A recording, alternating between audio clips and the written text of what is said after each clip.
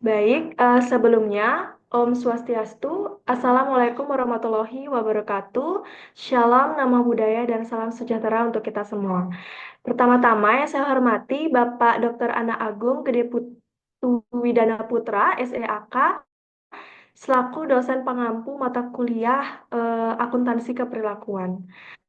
Baik, pada pertemuan kami kali ini, di sini kami dari kelompok 6 akan mempresentasikan materi terkait dengan aspek keperilakuan pada pengambilan keputusan dan pengambil keputusan.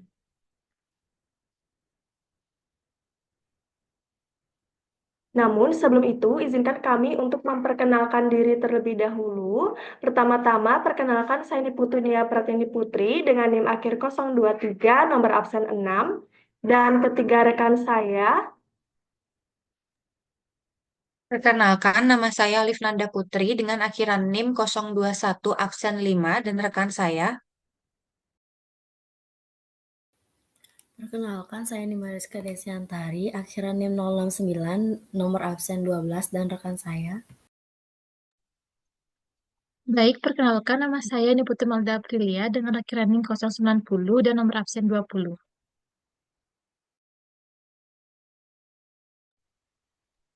Baik, adapun subbab materi yang akan kami bahas pada pertemuan kali ini. Yang pertama itu ada proses pengambilan keputusan, yang kedua ada cara pengambilan keputusan dalam organisasi, kemudian yang ketiga itu ada teknik pengambilan keputusan, yang keempat itu ada asumsi keperilakuan dalam pengambilan keputusan organisasi, kemudian yang kelima itu ada pengambilan keputusan oleh pendatang baru versus para pakar, dan yang terakhir itu ada peran kepribadian dan gaya kognitif.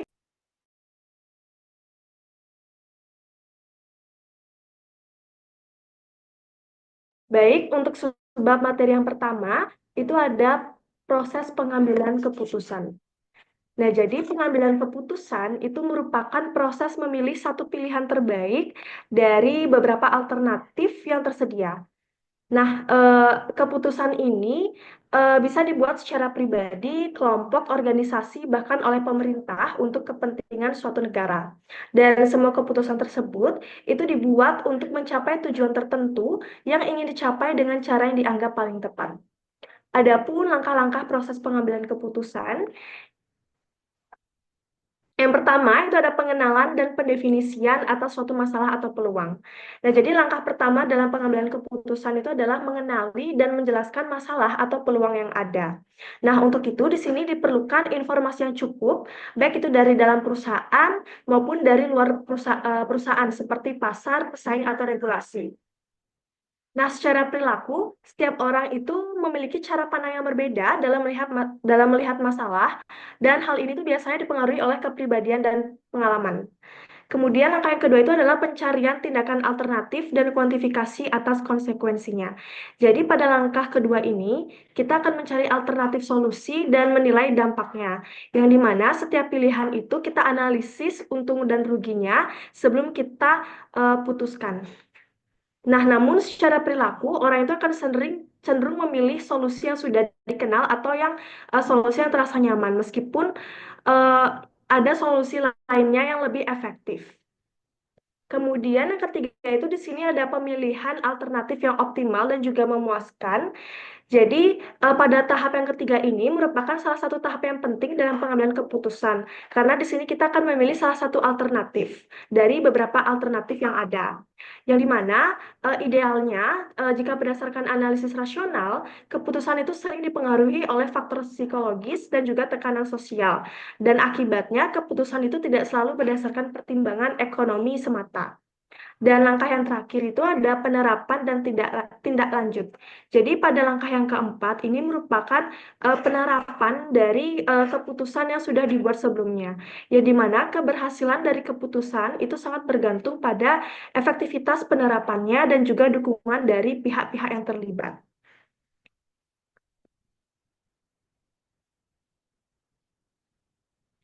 Baik, untuk selanjutnya itu di sini.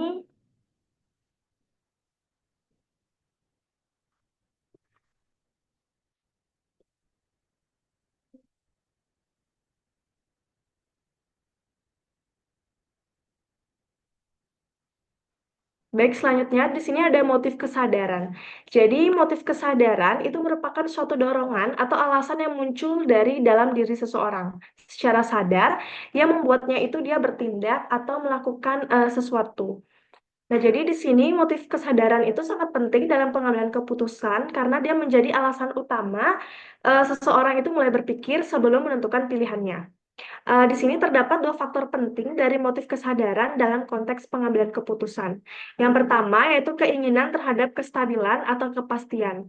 Jadi keinginan akan kestabilan ini mencerminkan kebutuhan untuk merasa aman dan juga bisa memprediksi suatu keadaan. Yang dimana orang itu cenderung menghindari ketidakpastian karena kestabilan itu dia memberi rasa tenang dan juga arah yang jelas. Misalnya karyawan itu akan merasa lebih nyaman jika dia memiliki tugas rutin yang jelas dibandingkan tugas yang sering berubah-ubah.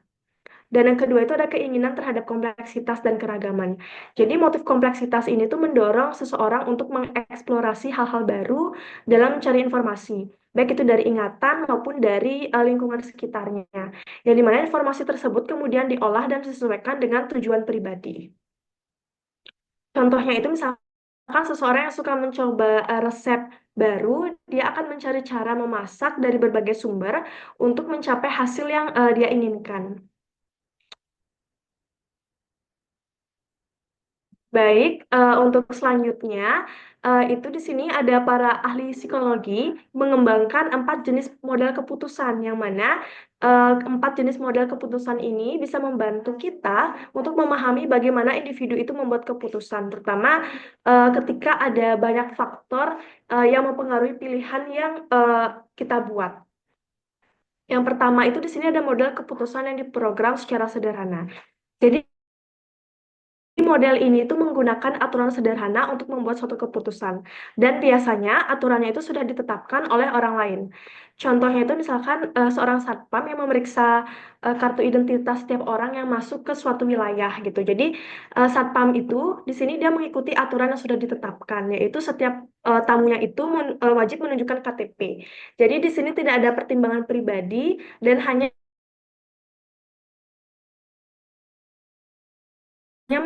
satpam ini hanya menjalankan aturan yang sudah ada. Nah, jadi model ini itu membuat keputusan berdasarkan apa yang terlihat baik pada saat itu. Dengan informasi yang seringkali berdasarkan keyakinan pribadi atau informasi yang tersedia. Nah, contohnya itu adalah seorang manajer restoran yang memudah menu tertentu di akhir pekan karena menurutnya hal ini itu akan menarik lebih banyak pelanggan meskipun dia tidak melakukan riset pasar atau analisis sebelumnya. Kemudian yang ketiga itu ada model keputusan yang diprogram secara kompleks. Jadi model ini itu bisa dikatakan lebih rinci dan terencana karena keputusannya itu dibuat dengan mempertimbangkan masalah dan peluang itu secara hati-hati. Dan model keputusan ini itu lebih fokus pada manfaat jangka panjangnya. Contohnya itu misalkan sebuah perusahaan yang melakukan analisis pasar yang mendalam sebelum memutuskan untuk berinvestasi dalam suatu proyek. Dan di sini perusahaan tersebut memastikan bahwa keputusan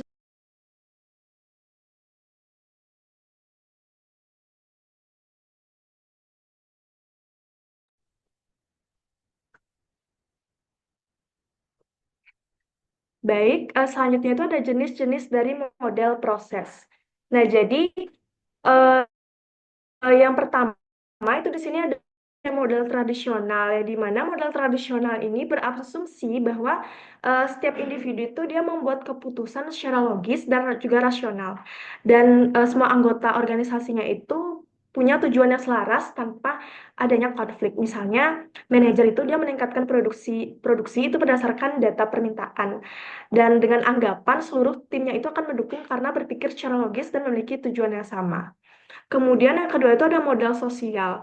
Jadi modal sosial ini tuh menyatakan bahwa keputusan itu tidak selalu didasarkan pada logika, tetapi lebih dipengaruhi oleh hubungan sosial, tekanan dari orang lain, ataupun ekspektasi lingkungan. Contohnya itu misalkan seorang remaja itu dia membeli pakaian mahal karena dia ingin diterima oleh suatu kelompok pertemanan. Jadi bukan karena kebutuhan pribadinya. Dan yang terakhir, yang ketiga itu ada model Simon.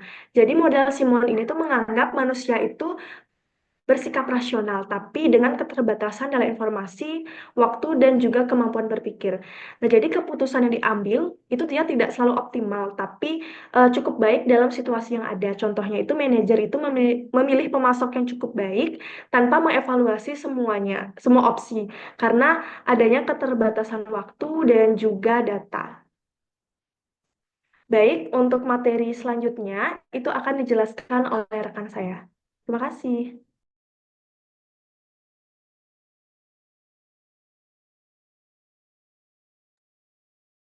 Baik, sebelumnya terima kasih atas waktu dan kesempatannya. Di sini saya izin melanjutkan materi mengenai cara pengambilan keputusan dalam organisasi.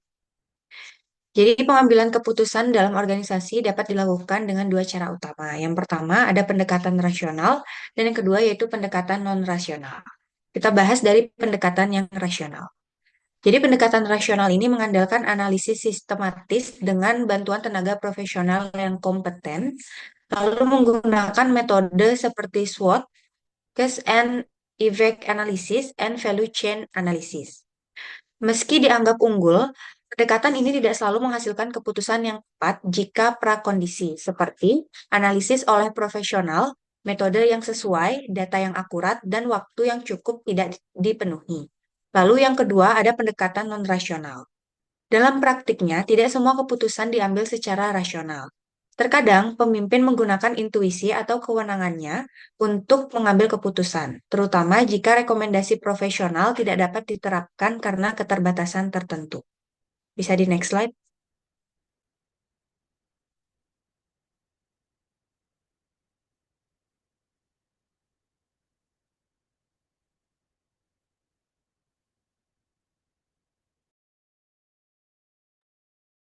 Baik, selanjutnya kita akan membahas berbagai topik dari materi cara pengambilan keputusan dalam organisasi.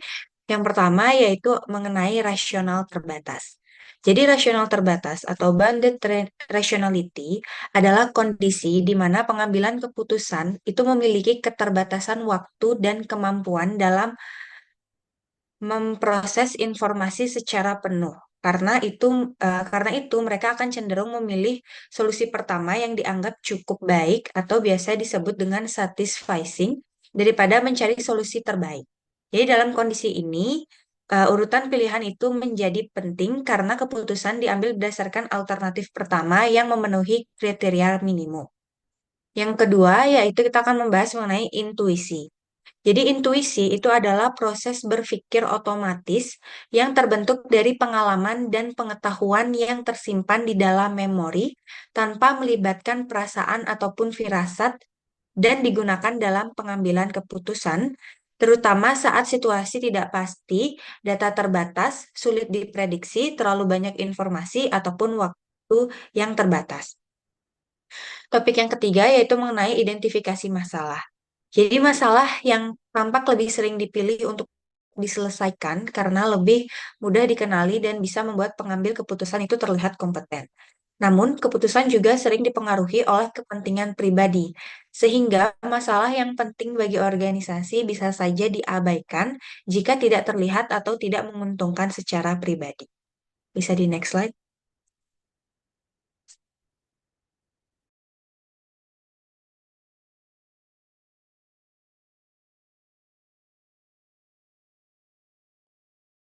Topik selanjutnya yaitu mengenai pembuatan pilihan. Jadi dalam membuat keputusan, para pengambil keputusan itu sering menggunakan yang namanya heuristik. Jadi heuristik ini adalah jalan pintas atau strategi sederhana untuk memudahkan proses berpikir. Karena mereka akan menghadapi situasi yang kompleks, berpikir yang terbatas pula. Namun penggunaan heuristik itu juga bisa menyebabkan kesalahan dalam pengambilan keputusan. Terdapat 3 jenis heuristik umum yang bisa menimbulkan bias. Yang pertama yaitu availability heuristic atau heuristik ketersediaan. Jadi manajer itu akan membuat keputusan berdasarkan informasi yang paling mudah diingat atau tersedia, walaupun informasi itu bisa saja tidak akurat ataupun tidak relevan. Contohnya yaitu Manajer akan menolak berinvestasi pada perusahaan yang gagal sebelumnya, padahal kegagalan tersebut itu mungkin hanya karena waktu peluncuran yang kurang tepat. Heuristik yang kedua yaitu representativeness heuristic atau heuristik keterwakilan. Jadi manajer akan menilai sesuatu berdasarkan kemiripannya dengan pengalaman sebelumnya meskipun tidak relevan. Contohnya, manajer akan mempekerjakan seseorang karena berasal dari universitas yang sama dengan karyawan sukses sebelumnya.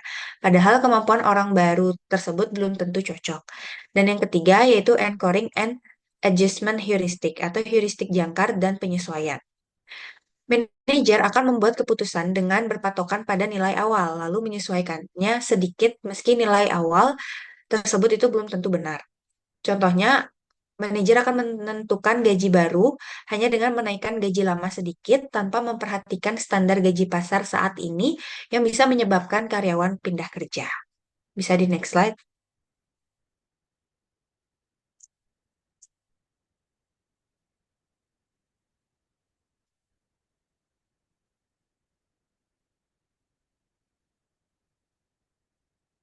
Topik selanjutnya yaitu mengenai perbedaan individu dalam gaya pengambilan keputusan. Penelitian tentang gaya pengambilan keputusan itu menunjukkan bahwa setiap orang akan memiliki pendekatan yang berbeda dalam membuat keputusan. Model ini dibuat untuk membantu para manajer, tapi juga bisa digunakan oleh siapa saja di dalam berbagai situasi. Ada dua perbedaan utama yang akan mempengaruhi gaya seseorang dalam mengambil keputusan. Yang pertama yaitu cara berpikir, di mana beberapa orang akan berpikir secara logis dan rasional, mengolah informasi secara bertahap dan berurutan, atau langkah demi langkah. Sementara itu, di sisi lain, ada juga orang yang lebih intuitif dan kreatif, yang nantinya akan cenderung memahami sesuatu secara menyeluruh dan langsung tanpa langkah-langkah detail. Nah, perbedaan ini akan melampaui batas normal seperti pada konsep rasionalitas terbatas dan menggambarkan kecenderungan alami setiap individunya. Dan yang kedua yaitu mengenai tingkat toleransi terhadap ambiguitas. Ada orang yang tidak nyaman dengan ketidakpastian sehingga mereka ingin informasi yang jelas dan terstruktur.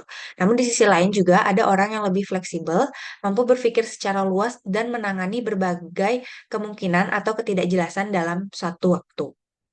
Dan topik yang terakhir yaitu mengenai keterbatasan organisasi. Jadi organisasi itu sendiri bisa menjadi hambatan bagi para pengambil keputusan. Misalnya, manajer sering membuat keputusan yang disesuaikan dengan sistem penilaian kerja dan pemberian imbalan di organisasi. Mereka juga harus mematuhi aturan-aturan formal dan tenggat waktu yang sudah ditentukan. Selain itu juga keputusan-keputusan yang pernah dibuat di masa lalu sering dijadikan acuan atau disebut dengan presiden yang membatasi atau memengaruhi keputusan yang diambil saat ini.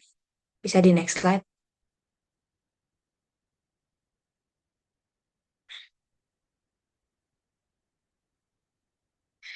Baik, subbab materi selanjutnya kita akan membahas mengenai teknik pengambilan keputusan, yaitu ada 4. Yang pertama kita bahas yaitu teknik partisipatif. Jadi teknik partisipatif ini adalah metode pengambilan keputusan yang melibatkan individu atau kelompok, baik secara formal maupun informal, di mana tingkat partisipasi bisa berbeda, mulai dari tanpa melibatkan siapapun hingga melibatkan semua pihak yang terdampak. Partisipasi ini akan dipengaruhi oleh pengalaman dan sifat tugas, di mana semakin berpengalaman dan semakin tidak terstruktur tugasnya, maka semakin besar pula partisipasi yang dibutuhkan. Selanjutnya, kita akan membahas mengenai teknik keputusan kelompok. Teknik keputusan kelompok merupakan pendekatan yang melibatkan kelompok dalam proses pengambilan keputusan karena keputusan yang diambil secara kelompok seringkali relevan dan penting dalam organisasi. Memahami dinamika kelompok seperti kesesuaian nilai dan perubahan risiko akan membantu kita memahami betapa kompleksnya keputusan kelompok. Berikut beberapa jenis skema keputusan yang biasa digunakan oleh kelompok. Yang pertama yaitu skema kemenangan mayoritas, di mana kelompok memilih keputusan yang didukung oleh sebagian besar anggotanya. Skema ini akan dipakai ketika tidak ada jawaban pasti yang benar. Contohnya menentukan model mobil baru saat semua model masih belum diuji oleh pasar. Skema yang kedua yaitu skema kemenangan sebenarnya. Jadi ketika ada cukup informasi dan diskusi, kelompok akan menyadari bahwa ada satu pilihan yang paling benar dan objektif. Misalnya, apakah nilai tes bisa digunakan untuk menilai calon karyawan dan memprediksi kinerjanya? Skema yang ketiga yaitu adalah skema mayoritas 2/3. Digunakan dalam situasi seperti pengambilan keputusan oleh juri, di mana keputusan diambil jika 2/3 anggotanya setuju seperti dalam menjatuhkan hukuman. Dan yang keempat yaitu aturan perubahan pertama, di mana kelompok akan cenderung mengikuti perubahan pertama dalam pendapat anggota. Misalnya, jika awalnya anggota terpecah antara dua pilihan, kelompok bisa cenderung mengikuti ide dari anggota yang pertama kali menyuarakan perubahan sikap, seperti juri yang akhirnya mengikuti pandangan ketua juri saat kebuntuan itu terjadi. Bisa di next slide.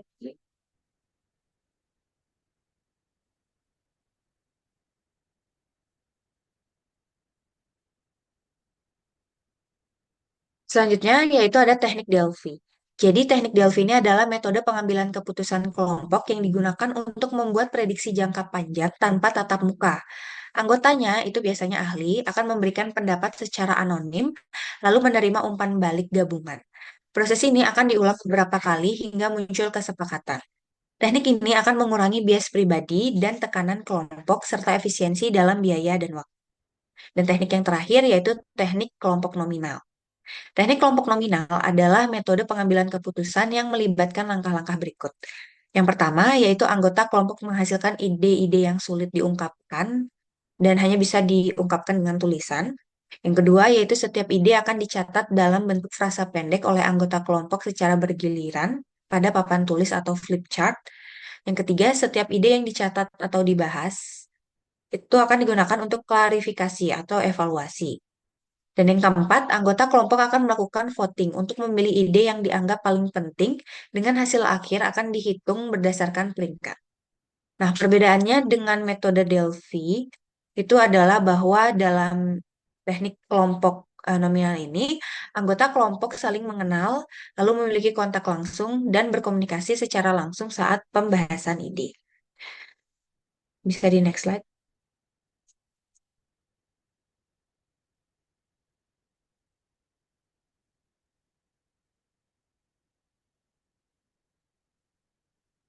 Baik, sekian pemaparan materi dari saya. Untuk materi selanjutnya akan dijelaskan oleh rekan saya. Terima kasih.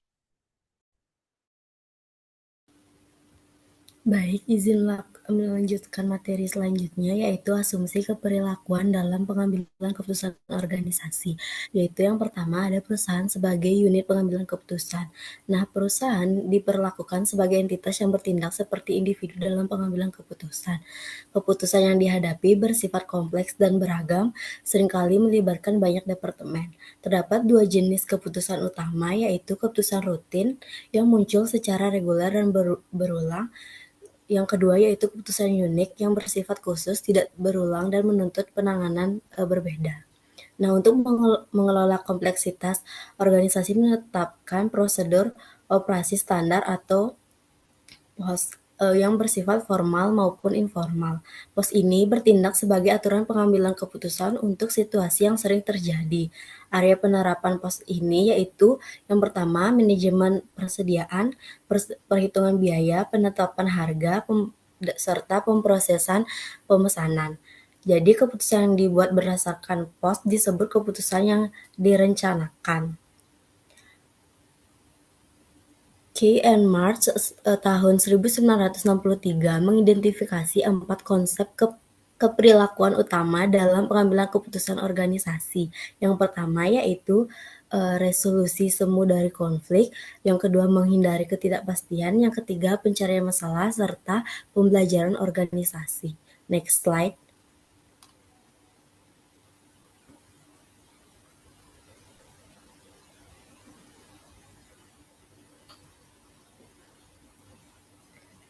Baik, untuk yang pertama yaitu resolusi semu dari konflik. Nah, organisasi terdiri dari individu dengan tujuan berbeda yang dapat menimbulkan konflik. Untuk menyatukan keputusan, diperlukan prosedur yang memungkinkan penyelesaian konflik secara bertahap. Jadi, teori keputusan klasik menyarankan penggunaan rasionalitas lokal, yaitu membagi masalah menjadi subbab masalah yang lebih sederhana dan ditangani oleh bagian organisasi terkait. Jika hasil keputusan konsisten dan sesuai dengan tuntutan eksternal, maka konflik dianggap terselesaikan secara optimal. Lalu selanjutnya yaitu menghindari ketidakpastian. Nah, organisasi selalu menghadapi ketidakpastian dari lingkungan internal dan eksternal. Jadi teori keputusan modern mencoba mengatasi ini dengan pendekatan kuantitatif seperti nilai harapan, simulasi, dan teori permainan. Namun, K. Ermat tahun 1963 menemukan bahwa pengambilan keputusan sering menggunakan strategi yang lebih sederhana, yaitu yang pertama, mereka lebih memilih keputusan jangka pendek daripada mencoba memprediksi masa depan yang tidak pasti. Yang kedua, mereka menciptakan stabilitas dengan mengatur lingkungan melalui prosedur, standar, kontrak, dan tradisi yang menyerap ketidakpastian. Next slide. Baik, untuk materi selanjutnya yaitu pencarian masalah. Nah, Kibert and Marx tahun 1963 mendefinisikan pencarian masalah sebagai proses menemukan solusi atas suatu masalah tertentu atau sebagai suatu cara untuk bereaksi terhadap sejumlah peluang.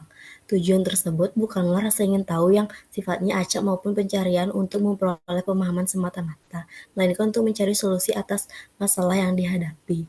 Pencarian organisasi mempunyai 4 karakteristik, yaitu yang pertama, 3 karakteristik.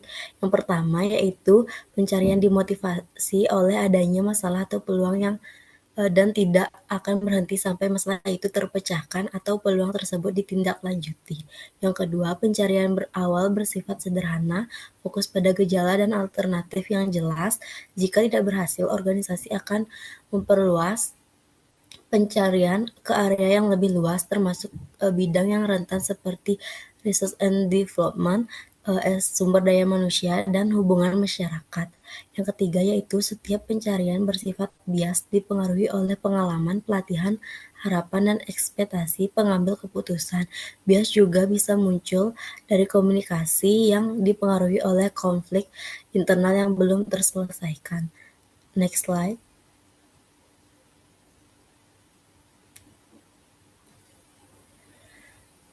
Baik, untuk yang selanjutnya yaitu pembelajaran organisasi. Nah, meskipun organisasi tidak belajar seperti individu, mereka juga menunjukkan perilaku adaptif melalui pengalaman karyawannya. Organisasi belajar untuk fokus pada aspek lingkungan tertentu dan menggunakan kriteria tertentu dalam pengambilan keputusan sambil mengabaikan yang lainnya. Jadi, jika suatu pendekatan berhasil menyelesaikan masalah, kemungkinan besar akan digunakan kembali di masa depan untuk situasi serupa. Sebaliknya, jika pendekatan tertentu gagal, maka preferensi dan urutan pengambilan keputusan akan disesuaikan. Materi selanjutnya yaitu manusia sebagai para pengambil keputusan organisasi. Nah, pengambilan keputusan dalam organisasi pada dasarnya dilakukan oleh manusia, bukan oleh organisasi itu sendiri. Nah, manusia yang mengenali masalah, memilih kriteria, menilai alternatif, dan pengambilan keputusan. Masalah yang dihadapi bisa sederhana hingga kompleks, jadi semakin kompleks masalahnya, maka semakin besar keterlibatan berbagai banyak pihak. Nah, masalah sederhana biasanya diselesaikan individu yang memiliki keahlian di bidangnya. Jadi untuk masalah berulang digunakan prosedur atau aturan keputusan standar. Sementara itu, masalah kompleks seringkali melibatkan komite lintas departemen untuk tim spesialis internal seperti tim riset atau analisis nilai. Jadi hal itu berguna untuk mencapai solusi yang lebih efektif dan didukung luas dalam organisasi. Next slide.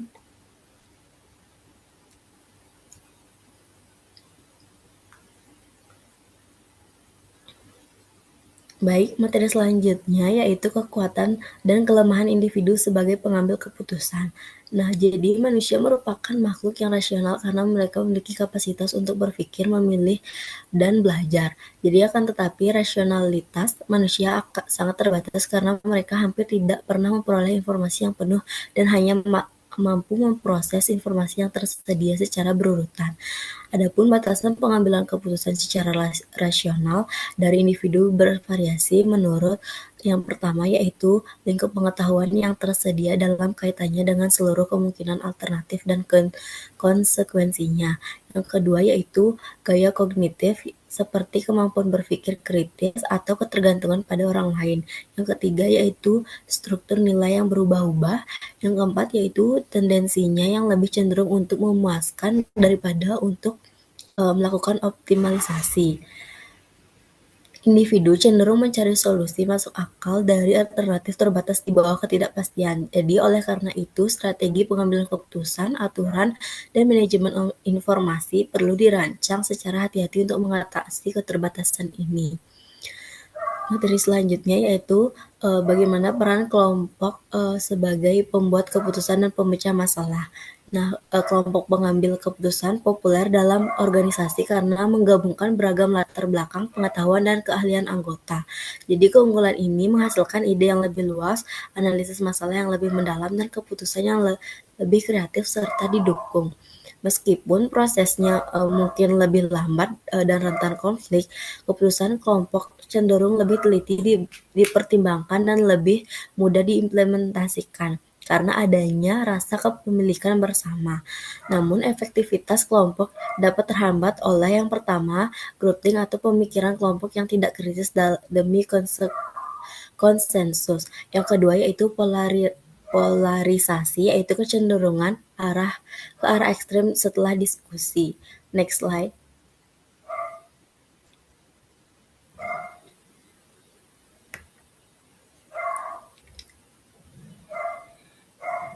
Baik, untuk selanjutnya yaitu fenomena pemikiran kelompok. Pemikiran kelompok adalah situasi di mana tekanan untuk mematuhi menghalangi anggota kelompok untuk menyampaikan ide atau pandangan yang tidak populer. Baik, untuk yang kedua yaitu penekanan pada keraguan. Nah, para anggota langsung memberikan penekanan pada mereka yang dalam sekejap menyatakan keraguan terhadap pandangan bersama kelompok atau yang mempertanyakan validitas argumen yang mendukung alternatif yang dipilih oleh mayoritas.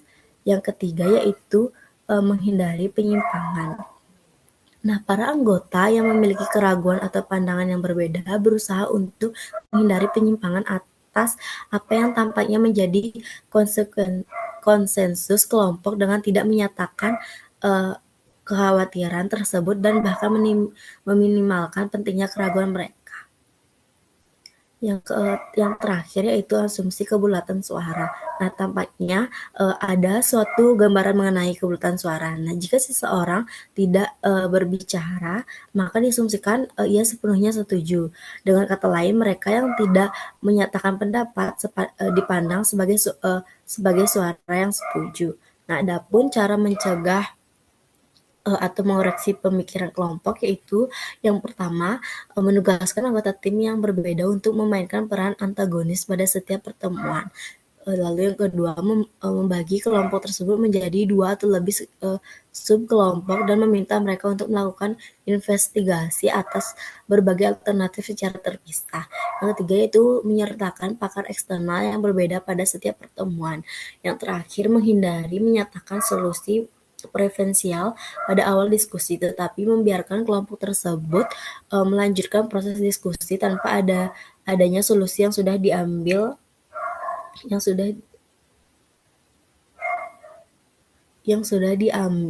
lebih dahulu. Next slide.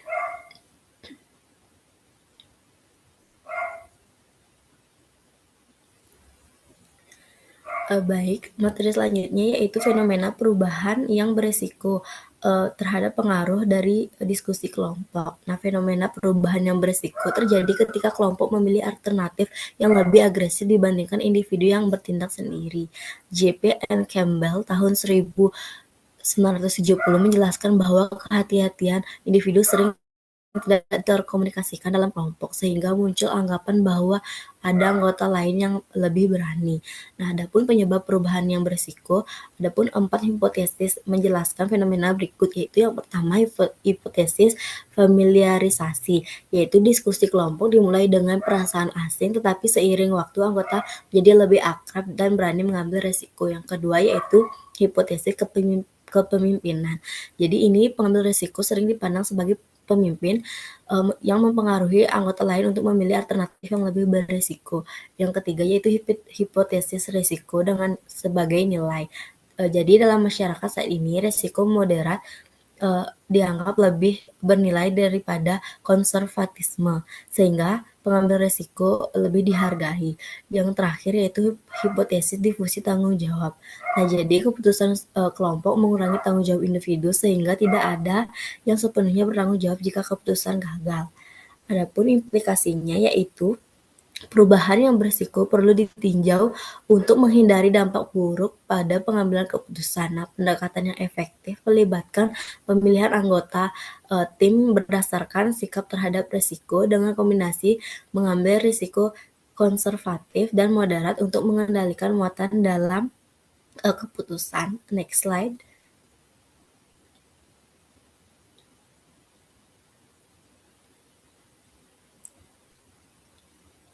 Baik, untuk materi selanjutnya yaitu kesatuan kelompok. Nah, jadi kesatuan kelompok itu adalah tingkat keterkaitan anggota satu sama lain dan kesamaan tujuan. Nah, kelompok dengan kesatuan yang kuat lebih efektif dalam pengambilan keputusan dibandingkan kelompok yang mengalami konflik internal. Adapun beberapa faktor yang mempengaruhi kesatuan kelompok, yaitu yang pertama, waktu bersama. Jadi semakin banyak waktu yang dihabiskan bersama, semakin besar kemungkinan anggota menemukan minat yang sama.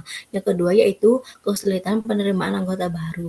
Nah, jadi ini semakin sulit untuk diterima, maka semakin anggota menghargai keanggotaannya. Jadi sulit untuk berbaur dengan anggota yang baru. Yang ketiga yaitu ukuran kelompok. Kesatuan cenderung menurun seiring dengan bertambahnya ukuran kelompok karena interaksinya menjadi lebih sulit. Yang keempat yaitu ancaman eksternal. Jadi yaitu serangan dari luar dapat menyatukan anggota, tetapi juga jika mereka merasa tidak mampu menghadapi ancaman, kesatuan bisa dapat menurun. Yang terakhir yaitu sejarah kelompok. Nah, ini merupakan keberhasilan dalam pengambilan keputusan sebelumnya dapat meningkatkan kesatuan, sementara kegagalan dapat merusaknya. Nah, jadi adapun pertanyaan yang muncul yaitu apakah kelompok dengan kesatuan yang tinggi lebih efektif dalam pengambilan keputusan? Jadi kesatuan yang kuat dapat meningkatkan kepuasan dan mengurangi tingkat pergantian pada karyawan di perusahaan atau di dalam organisasi itu. Tetapi pengaruhnya terhadap efektivitas dan efisiensi tergantung pada keselarasan setiap kelompok terhadap tujuan organisasi. Adapun pernyataan yang menunjukkan hubungan antara sikap dan kesatuan kelompok terhadap efektivitas pengambilan keputusan yaitu misalnya sikap menguntungkan dengan kesatuan tinggi itu menghasilkan efektivitas dan efisiensi yang tinggi. Lalu yang kedua, sikap tidak menguntungkan dengan kesatuan tinggi yaitu menghasilkan efektivitas dan efisiensi yang menurun. Yang ketiga, sikap menguntungkan dengan kesatuan rendah, efektivitas dan efisiensi masih tinggi tetapi lebih rendah dibandingkan dengan kesatuan yang tinggi. Yang terakhir yaitu sikap tidak menguntungkan dan kesatuan rendah itu menghasilkan kualitas pengambilan keputusan yang selalu menurun. Jadi, kesatuan kelompok yang kuat dapat meningkatkan efektivitas pengambilan keputusan, tetapi harus diimbangi dengan sikap yang menguntungkan terhadap tujuan kelompok. Bisa di next slide.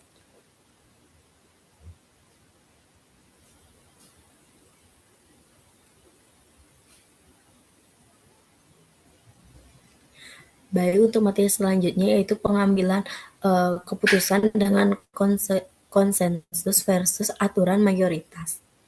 Nah, konsensus yang berarti kesepakatan semua anggota kelompok mendorong kolaborasi berbagai pengetahuan dalam komunikasi informasi relevan. Jadi hal ini dapat meningkatkan akurasi dan motivasi anggota ini mencapai tujuan bersama. Namun proses ini memerlukan waktu yang lebih lama dan kurang efektif dalam situasi kritis. Sebaliknya, pengambilan keputusan dengan aturan mayoritas itu lebih cepat dan praktis, terutama dalam keadaan mendesak. Meskipun konsensus memiliki manfaat, atau mayoritas sering kali menjadi alternatif yang lebih realistis dalam banyak situasi dalam pengambilan keputusan. Selanjutnya yaitu kontroversi yang disebabkan oleh hubungan atasan bawahan. Nah, ketika pengambilan keputusan melibatkan atasan dan bawahan, kontroversi sering muncul akibat perbedaan akses informasi. Jadi, kualitas keputusan sangat bergantung pada cara atasan menangani kontroversi. Nah, kontroversi ini yang dikelola dengan kebijaksanaan dan menghasilkan keputusan yang lebih baik. Menurut Fromm dan Eaton tahun 1973, atasan sebagai pemimpin memiliki pilihan keperilakuan, yaitu yang pertama, keputusan mandiri. Jadi atasan menyelesaikan masalah sendiri dengan informasi yang ada. Yang kedua yaitu pengumpulan informasi. Nah, jadi atasan itu mengumpulkan informasi dari bawahan tanpa melibatkan mereka dalam evaluasi solusi. Yang ketiga yaitu diskusi pribadi. Jadi atasan berdiskusi dengan bawahan secara individu untuk mendapatkan ide tanpa mengumpulkan mereka sebagai kelompok. Yang keempat yaitu diskusi kelompok. Nah, atasan mengumpulkan ide dari bawahan sebagai kelompok, tetapi keputusan tetap di tangan atasan. Yang terakhir yaitu konsensus.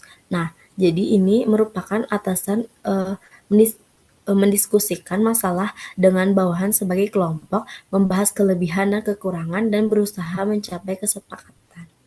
Adapun efektivitas metode, yaitu yang pertama, metode partisipasi lebih unggul ketika kualitas keputusan dan penerimaan penting. Yang kedua yaitu keputusan yang melibatkan bawahan dalam proses cenderung lebih diterima dan diimplementasikan dengan baik.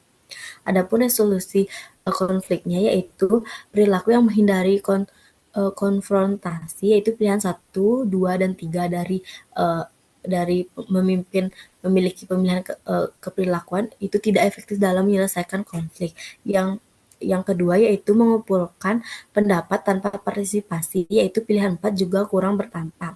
Yang terakhir yaitu diskusi terbuka dan evaluasi alternatif. Pilihan 5 adalah langkah yang serius menuju menyelesaikan penyelesaian konflik tergantung pada iklim kelompok yang kooperatif dan kompetitif. Bisa di next slide.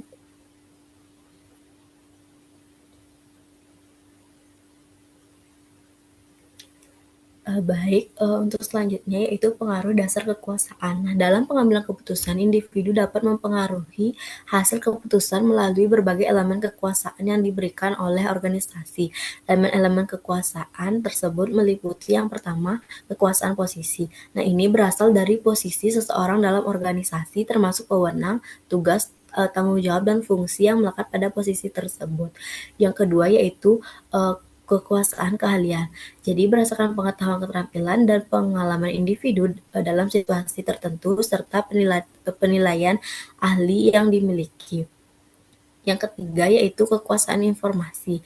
Nah, ini merupakan terkait dengan pengendalian dan manipulasi informasi yang dapat mempengaruhi keputusan baik sebagai bagian dari kekuasaan keahlian maupun sumber daya. Yang keempat yaitu kekuasaan sumber daya. Ini merupakan didasarkan pada pengendalian sumber daya organisasi yang diperlukan untuk menerapkan keputusan yang digunakan untuk mempengaruhi hasil keputusan. Yang terakhir yaitu kekuasaan politik. Jadi hal ini melibatkan kemampuan individu dalam membujuk, bernegosiasi, membentuk koalisi, dan menerapkan strategi politik, terutama dalam situasi pengambilan keputusan yang kompleks dan tidak pasti. Jadi setiap individu dapat memiliki lebih dari satu elemen kekuasaan dan menggunakannya pada tingkat yang berbeda dalam konteks pengambilan keputusan.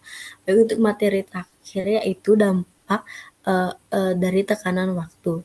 Jadi tekanan waktu seringkali menjadi penyebab kinerja yang buruk dalam pengambilan keputusan. Hal ini mempengaruhi individu, kelompok, dan organisasi dalam berbagai cara.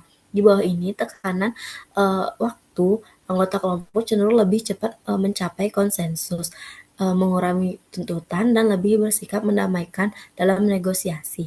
Jadi partisipasi dalam pengambilan keputusan menjadi terbatas pada sedikit anggota dan aturan mayoritas lebih disukai. Jadi selain itu, tekanan waktu mendorong perilaku pengambilan keputusan yang otokratis, kelompok yang berusaha menyatukan pendapat yang berbeda di bawah tekanan waktu cenderung mendapatkan hasil yang lebih rendah dibandingkan dengan kelompok yang tidak tertekan. Baik, untuk materi selanjutnya akan dilanjutkan oleh rekan saya.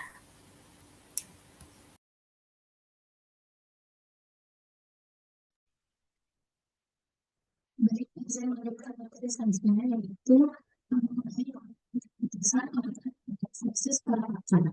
Nah, jadi proses pengambilan keputusan selanjutnya dari sebelumnya dari individu yang terlibat dalam pengambilan keputusan. Dalam studi atas sikap pengambilan keputusan secara keseluruhan menunjukkan bahwa baru memfilter data diskriminasi dan menunggu untuk melihat apa yang akan terjadi. Sedangkan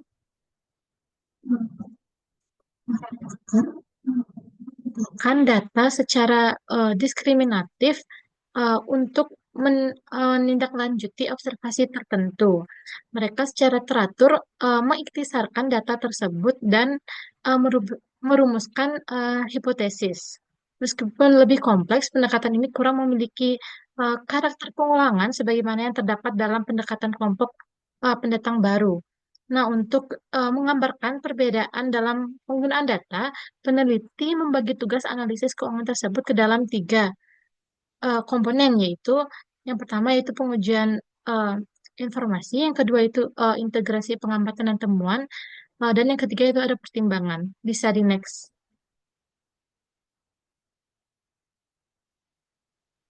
Yang pertama yaitu ada pengujian informasi. Nah, pengujian didefinisikan sebagai kegiatan menganalisis informasi yang disajikan dan yang dipertimbangkan lebih lanjut hanya informasi yang terlihat sangat relevan dengan tugas yang mana keputusan tersebut yang harus dilaksanakan. Yang kedua yaitu ada integrasi pengamatan dan temuan. Dalam konteks ini, integrasi melibatkan pengelompokan atas pengamatan baik berdasarkan hubungan sebab akibat maupun berdasarkan komponen fungsional dari perusahaan. Yang ketiga yaitu ada pertimbangan. Nah, para pendatang baru tampaknya menyertakan pertimbangan dengan memutuskan kapan waktu yang tepat eh, untuk memilih mana dari fakta-fakta yang diamati merupakan masalah utama. Namun bagi para ahli, pertimbangan adalah suatu upaya untuk mengembangkan dalam pikirannya terkait suatu gambaran dari apa yang sebenarnya terjadi. Bisa di next.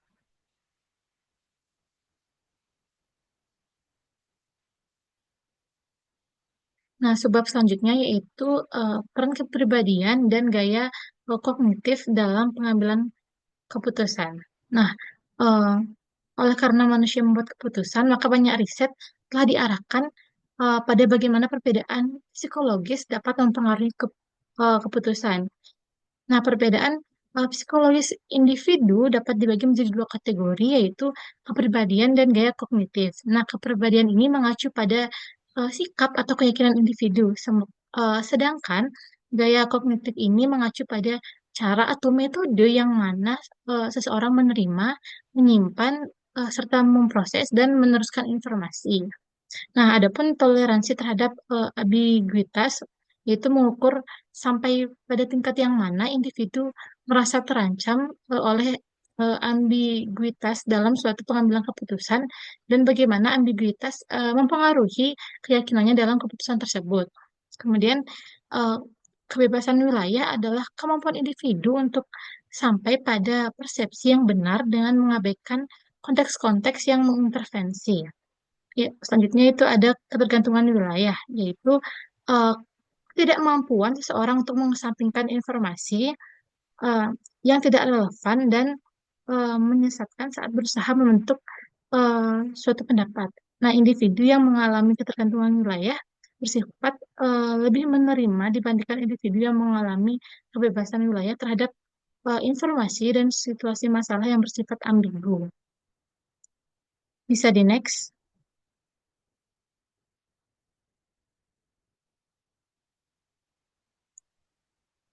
Nah, dalam peran kepribadian gaya kognitif ini terdapat peran informasi akuntansi dalam pengambilan keputusan.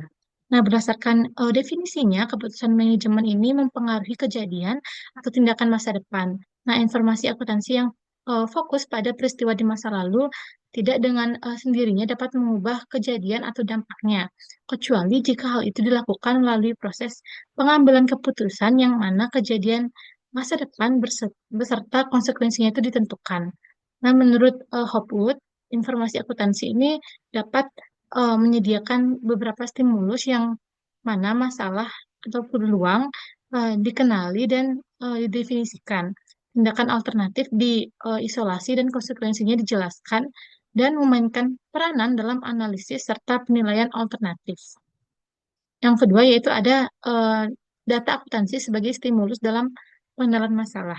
Nah, akuntansi dapat berfungsi sebagai stimulus dalam pengenalan masalah melalui pelaporan pembagian kinerja aktual dari sasaran standar atau anggaran atau melalui pemberian informasi kepada manajer bahwa mereka gagal untuk mencapai target output atau laba yang eh, mereka tentukan sebelumnya. Nah, rasio akuntansi periodik, laporan kinerja, dan data akuntansi lainnya yang mengarah pada fokus sebenarnya itu mendorong munculnya solusi yang bergantung atas sejumlah faktor. Pertama, hal tersebut akan bergantung pada seberapa cepat kondisi lingkungan internal dan eksternal memungkinkan adanya situasi stimulus. Nah, tingkat stimulus juga bergantung pada kapabilitas manajemen untuk mengelola serta menggunakan informasi akuntansi dan pada preferensi pribadi mereka atas informasi kualitatif dan kuantitatif. Jadi manajer yang cenderung untuk mengikuti perasaannya jarang sekali menggunakan informasi akuntansi, sementara manajer yang cenderung kuantitatif ini kemungkinan besar akan memandang informasi akuntansi sebagai alat pengarah fokus yang cukup penting. Bisa di next.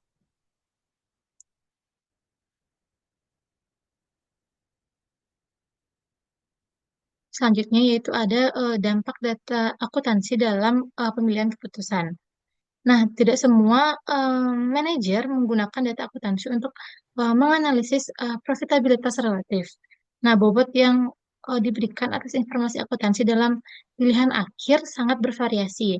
Hal itu bergantung pada sampai sejauh mana hal itu dinilai mengurangi ketidakpastian yang mengelilingi proses pengambilan keputusan jika, jika tingkat ketidakpastian sangat tinggi dan informasi non-akuntansi dan informasi eksternal cukup langka dan mahal, maka perusahaan harus menggunakan informasi akuntansi sebagai pengganti hanya karena informasi tersebut tersedia dan menyediakan suatu alat yang dapat digunakan untuk menurunkan tingkat ketidakpastian. Selanjutnya yaitu ada hipotesis keperilakuan dari data akuntansi. Nah, sebagaimana yang telah dinyatakan sebelumnya, informasi akuntansi adalah salah satu input dalam modul pengambilan keputusan. Nah, input tersebut dapat bersifat keuangan atau bahkan tidak dapat dikuantifikasi tergantung pada keputusan para pengambil keputusan. Apakah input tertentu tersebut relevan atau tidak? Hanya jika pengambilan keputusan memandang informasi akuntansi sebagai informasi yang relevan, jenis keputusan yang akan diambil, maka informasi tersebut akan mempengaruhi hasil keputusan. Bisa di next.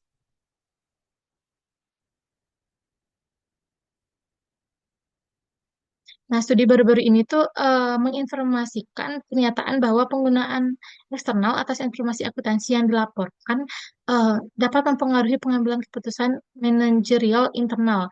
Jadi semakin manajemen memandang para pengambil keputusan eksternal menggunakan informasi akuntansi keuangan dalam proses pengambilan keputusan mereka, maka semakin besar informasi tersebut cenderung mempengaruhi proses pengambilan keputusan manajemen.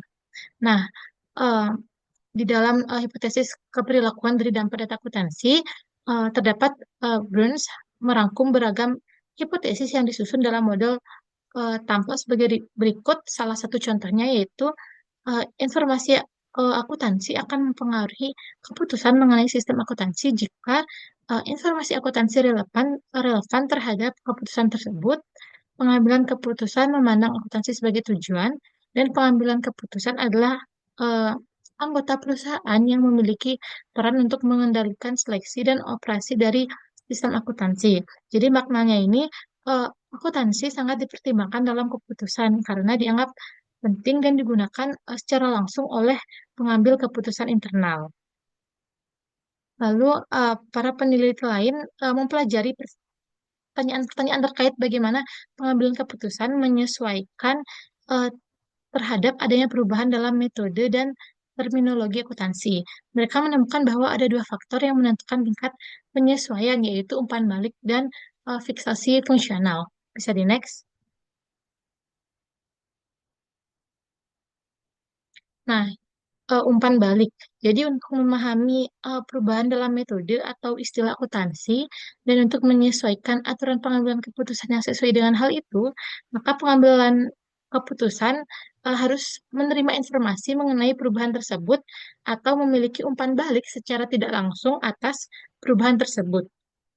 Jadi penggunaan audit internal dan eksternal untuk memeriksa setiap signifikasi perubahan dalam metode atau terminologi akuntansi merupakan salah satu cara untuk mengetahui apakah sistem akuntansi berjalan secara berbeda dengan apa yang seharusnya eh, atau yang dimaksud.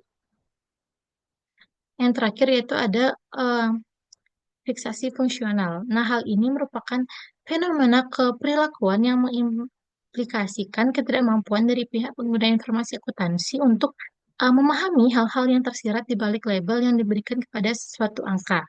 Ketika mereka menerima suatu istilah atau pendekatan pengukuran akuntansi sebagai alat untuk mengelola proses pengambilan keputusannya, maka perilaku mereka jarang sekali akan dipengaruhi oleh perubahan dalam metode atau terminologi akuntansi yang digunakan. Bisa di next.